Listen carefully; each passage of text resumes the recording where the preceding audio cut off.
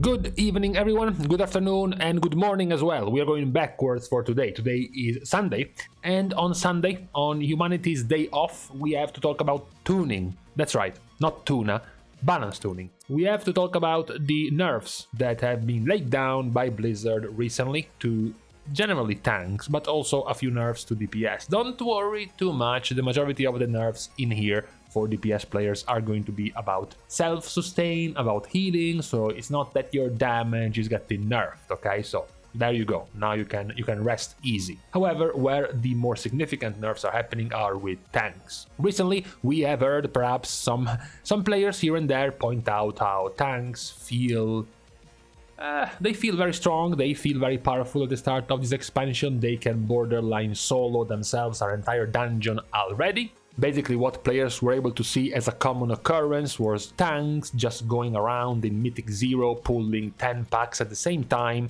and the only ones who were dying were the DPS and the healers trying to keep up the pace of the tank, while the tank himself was just chilling, not really taking too much damage. So that has been a problem, and also it would have become a bigger problem in Dragonflight because the dungeons of Dragonflight are also going to have quite a bit more damage in terms of party damage and DPS and healer damage rather than just tanks getting battered by enemies. So this was kind of a problem according to Blizzard, and they are pointing this out in this statement as they explain why exactly are they going ahead and nerfing tanks.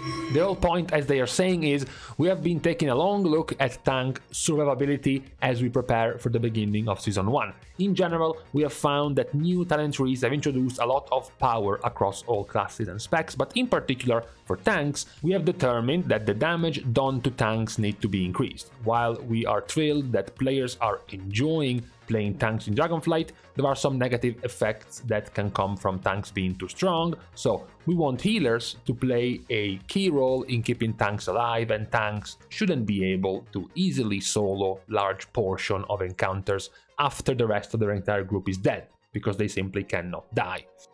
Now remember that this also includes the change of a few weeks ago where everyone takes 40% more damage but also has 40% more HP. So tanks were already given quite a lot of damage increase recently, and that still was not enough apparently, because as a TLDR, every single tank has been nerfed to take 10% more damage.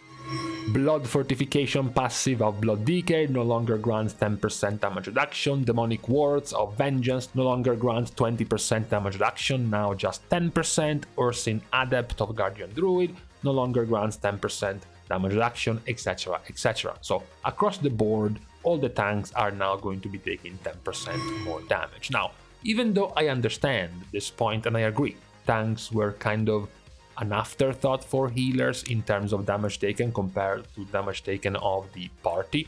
Number one, this was a balance tuning done through basically data and numbers from Mythic 0, which isn't exactly representative of the amount of damage tanks are going to take in a Mythic Plus key. That's already weird. What I also find weird is the comment from the Blizzard devs saying that we want healers to play a key role in keeping tanks alive. Tanks shouldn't easily be able to solo large portion of encounters after the rest of their group is dead. The rest of the group is dead because there is damage going on to the rest of the group, which clearly, if the rest of the group is dead, healers are having trouble dealing with. So, if you make tanks take more damage and become more difficult for the healers to keep up, so if you give the healer more time to spend healing the tank, that is also going to make keeping the rest of the group alive harder, because now the healer also has to spend time that he previously wouldn't have had to heal the tank. So now I think I was expecting perhaps some sort of compensation, like maybe increase the healing done of the healers in group healing, in AoE healing, so they make it easier for them to group heal while they have to spend more time healing the tank, for example. For now, however, this is all we get, just a flat out 10% damage reduction nerf to all of the tanks. Also for now, in terms of advantages, in terms of power changes in the rating of tanks, not much changes, because they have all been knocked down a peg equally. by 10%, all of them. However, what we do also have for today is a whole bunch of changes to DPS, but as I said, the majority of them are getting nerfed just in their self-healing, in their self-sufficiency. So, for example, Shadow Priest, Vampiric Touch and Devouring Plague now heal you for 30% of damage dealt instead of 50% of damage dealt. You have Warlock, where Fell Synergy now causes your Soul Leech to heal you for 15% of the absorption instead of 25% of the absorption, and Soul Leech now gives you a shield up to 5% of your max HP instead of 10% of your max HP. Demon Skin now increases the Soul Leech's absorption not up to 15% of your max HP but 10% of your max HP. Gushing Wound of Fury Warrior now also heals you for 10% less. So overall, just a bunch of less healing to some of these specs and classes. The only few actual balance tuning changes in terms of numbers of damage to these specs go to Rogue and to Havoc Demon Hunter.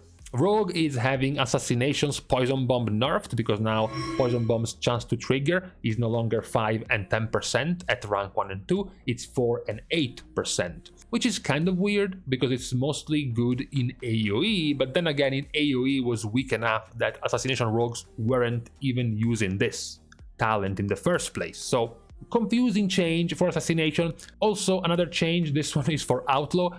Dispatch damage, so their finisher damage, is increased by 5%, while their pistol shot damage, their generator damage, has been reduced by 6%.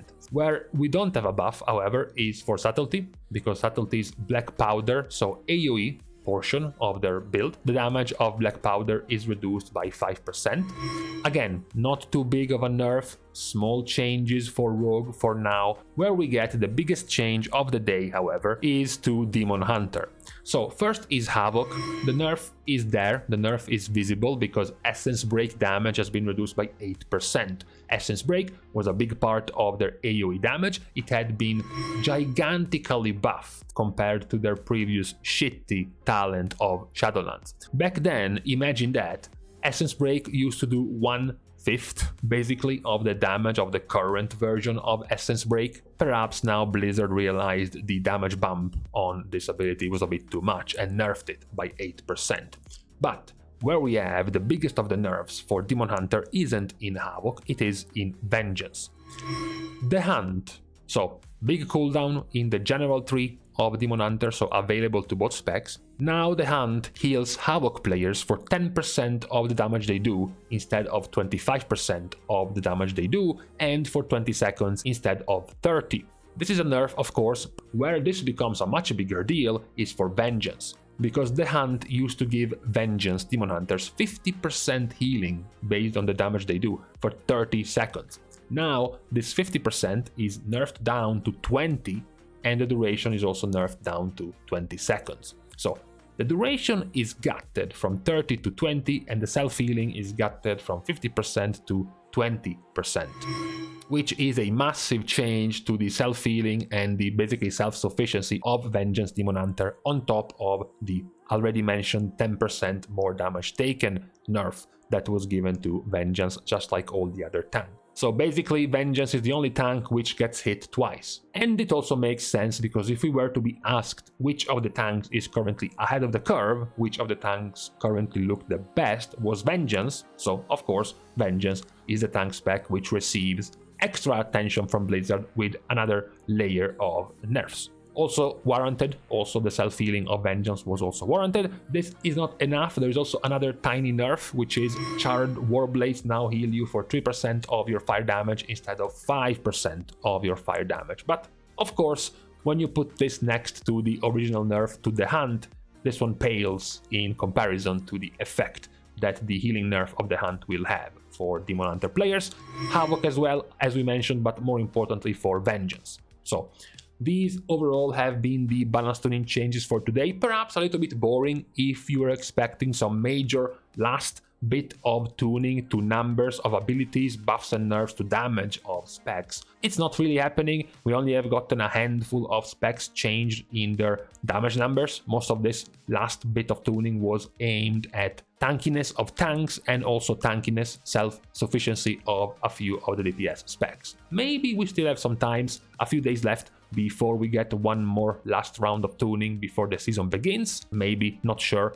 I don't think so, but we can still hope. Especially some of the weaker specs at the moment can still hold on, hug their tank of hopium for some last minute changes by Blizzard. But for now, this is what we are working with in terms of changes. So with this out of the way, we can leave each other for today, for this Sunday. Thanks, of course, as usual, to all of my Patreon supporters for contributing and helping to grow myself and this channel. You can still, as usual, support in other ways, not including the expenditure of dinero, by liking and commenting down below on this video, as well as subscribing to the channel itself. Also, for last, of course, you can follow me on Twitter, you can subscribe to my Patreon to get access to my Discord server, and lastly, you can find me streaming live on Twitch starting from 10 p.m. in Europe, 1 p.m. Pacific time zones in the US, and 4 p.m. Eastern time zones in the US as well. Now, with this out of the way, it's time to go eat. Literally, I'm already late. So, thank you guys again for watching, see you guys soon, and in the meantime,